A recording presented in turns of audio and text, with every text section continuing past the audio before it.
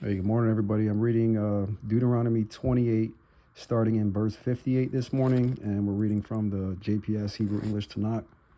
Um, just trying to get a deeper understanding and seeing what I see um, as we try to gain a deeper understanding. So it reads, if you fail to observe faithfully all the terms of this teaching that are written in this book, to reverence this honored and awesome name. So right here, it should say the name that was given to Moses. I believe that name is Ahaya Ashe Ahaya. Um, you know, I can't tell you guys what to believe, but that's what I believe. Some people say Yahuwah, but again, the name that was given to Moses, the one and only name, was Ahaya. So that's what I, you know, um, believe. So, and it was replaced in the King James. It's replaced here with the Lord your God. Obviously, we know the name Lord refers to Baal, which is the enemy. But regardless, we'll keep going. Ahaya will inflict extraordinary plagues upon you, your offspring, strange and lasting plagues, malignant and chronic diseases. So like recurring disease, things that just keep coming back. Think about this every single year we get. They suggest that we take a flu shot because the flu comes back. It's a chronic disease, right? Or something like cancer that just keeps recurring over and over and over. We live with it in our society today, but it's not normal. It's not something that should be considered normal. It's considered normal in our society because we have no knowledge of the human body. We don't have any knowledge of how we really function, how we really operate. That's why these strange and lasting plagues are allowed to flourish, because the Most High's people, they've had their knowledge taken away. They've had their connection to the Most High taken away. So we just believe whatever the enemy teaches us in their public education system, right? We believe we're supposed to eat 3 times a day. We believe we're supposed to drink water for hydration, right? Or when in reality, maybe eat 1 meal every other day and then get your hydration from fruits. That's the way it's supposed to be in the correct world, in an upright world. But in a fallen world, you eat bacon, egg, and cheese for breakfast, pork chops for lunch, and something else for dinner, right? We're not supposed to be doing, or shrimp for dinner. We're not supposed to be doing that stuff. Anyway, I digress. I'm sorry, let me see where I left off. He will bring back upon you all the sicknesses of Egypt that you dreaded so, and they shall cling to you. So this isn't our first time experiencing all this craziness. Moreover, the Lord Ahaya, will bring upon you all the other diseases and plagues that are not mentioned in this book of teaching, until you are wiped out. Remember, March in 2020, we had another quote-unquote disease. Back in the 80s, black people, we had a disease that really hit our community very, very hard. I think it's called HIV and AIDS, right? You shall be left a scant few after having been as numerous as the stars in the skies. Actually, I'm sorry, going back to diseases real quick. Something else that comes to mind right now is, I think gonorrhea, right? They tested that on African American men.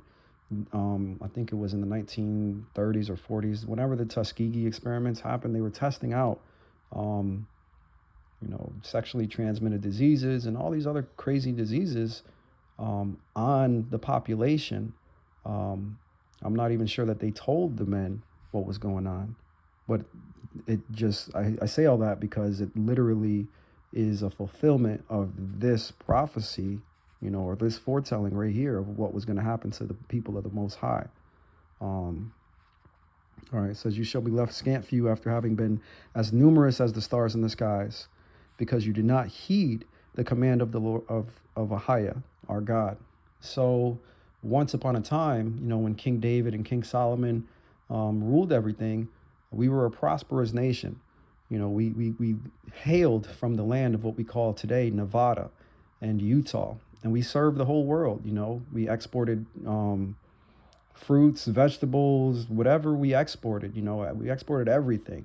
from our nation, because the Most High gave us everything in abundance. So we kind of taught people how to live, how to think the right way, how to be the right way, until we fell ourselves because of all the infighting that happened. Because of our idol worship and idolatry and worshiping other gods, and then the infighting amongst our brethren. And we fell hard, and we've become the tail, right? As Deuteronomy 28 says, we've become the tail, and our creditors and the strangers that were in our midst have risen above us and become the head, right? Those are the Khazarian people that have become the head. They were the strangers once upon a time, and now everything's flipped. Anyway, and the Lord, and as Ahiah once delighted in making you prosperous and many, so will Ahiah now delight in causing you to perish and wiping you out. You shall be torn from the land that you are about to enter and possess. And that's what the Trail of Tears was about. They took us off of our land, Nevada, Utah, repopulated it with people that are not native to that land, and then kind of confused everything by changing the terms by which the people were called, from Native American to indigenous to African American to, I don't know, they just changed the names of people groups so nobody would know who's who in the last days. And it's all prophesied here. It's not my words, it's the Most High's words. But when you reflect on what's actually going on in the world and what's actually happening, not the show that they give you in the news, I'm talking about what's actually happening, just, what you see with your own 2 eyes and ears, then you see very clearly. But you have to be working from a standpoint of truth, right? The word is truth, in order to understand all the lies that you see.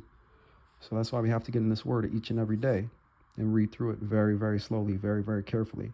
All right, Ahiah will scatter you among all the peoples from one end of the earth to the other, and he did that. There's African, see how deep the indoctrination goes? I was about to call myself an African American. There's Yasharelim, Yehudim, in all the nations of the world, right? The people of the Most High God are everywhere, from Spain to Portugal, even though we were kicked out in the 1500s, to what we consider Africa. Most of the people of Yah are in Nigeria today.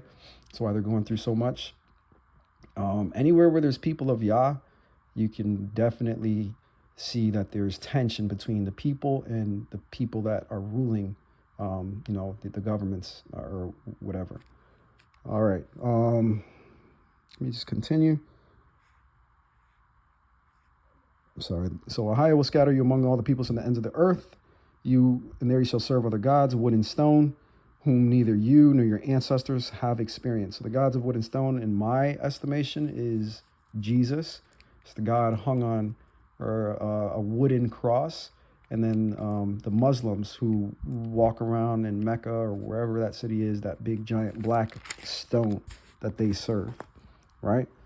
And you shall find no peace, nor shall your foot find a place to rest. Ahiah will give you an anguished heart and eyes that pine in a despondent spirit. The life you face shall be precarious. You shall be in terror night and day with no insurance of survival. And that's what we consider African-American men, specifically in the United States. Those are the true men of the Most High.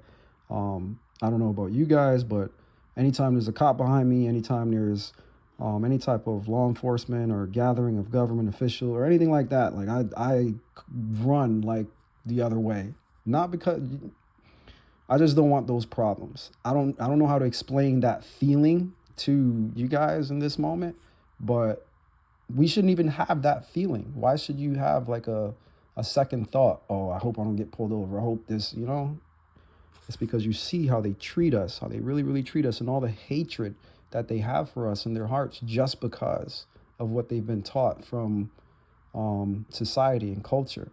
They've been taught to fear the black man. For what? We just want to live in peace. We don't want much. We want, a good woman, good food to serve our God. We just want regular stuff that everybody else wants. But they've taught society to view us a certain way, almost as animals, so that we're cautious all the time now, and that's just kind of like a It's not a natural way to live, right? All right. The life you shall face shall be precarious. You shall be in terror night and day with no assurance of survival. In the morning you shall say, if only it were evening, and in the evening you shall say, if only it were morning, because of what your heart shall dread and your eyes shall see. Ahiah shall send you back into Egypt in galleys by a route which I told you shall not see again. So really quick, sending us back into Egypt in galleys. So when he took us out of Egypt, he parted the Sea of Reeds, which is Southern California, Baja California, coming out from Mexico. So that's the Sea of Reeds that we crossed over. Right now, I believe Mount Sinai is the Isla de la Angel de la Garda or something like that it's called.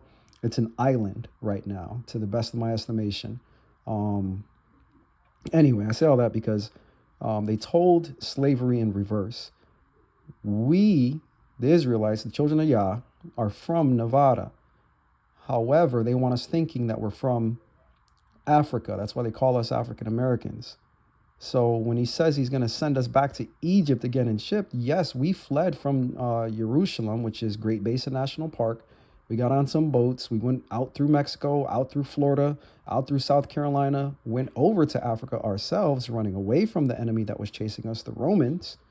And then from there, and I want to say in like the 1600s, they captured a bunch of us in Timbuktu or Nigeria and brought us back over to America. Not that many slaves actually came from Africa to America. It was probably about 300 to 800,000. They want us believing it's way more than that, right? But again, this is our land. We come from this land, America, what we call America. Africa, that's not our land. We ended up there because we left trying to get away from the sword. But America is the true promised land, not the whole of America. It's from, I want to say, like central Colorado down through New Mexico, which is the Negev, over to that big giant heart. If you were to look at Google Earth, which is Nevada. If you look at Google Earth, you zoom out, the mountain ranges in Nevada look like a big giant heart. And the Most High is after the circumcision of the heart of his people. It's right there. It's all connected. It's all connected. Anyway, there you shall offer yourselves for sale to your enemies as male and female slaves, but none will buy. All right. So that's all I got for today. I'm sorry. These are the terms of the covenant which Ahiah commanded Moses to conclude with the Israelites in the land of Moab, which is in Utah today, in addition to the covenant which he had made with them at Horeb, which is Sinai. So the covenant made at Sinai was, which Moses broke those first two tablets because he knew, I believe he knew, that the Israelites were going to break the first covenant when they were living in the land. So he went up to the mountain again to go grab a second set of tablets. That was the one that gave him that radiant shine, I believe, if you remember, in Exodus 34. And those are the actual 10 commandments that we should be following, not the ones in Exodus 20, for all the people of the children of Yasharel. All right, I'll talk to you guys later. Hope this blesses you guys. All praise to Ahiah. Selah.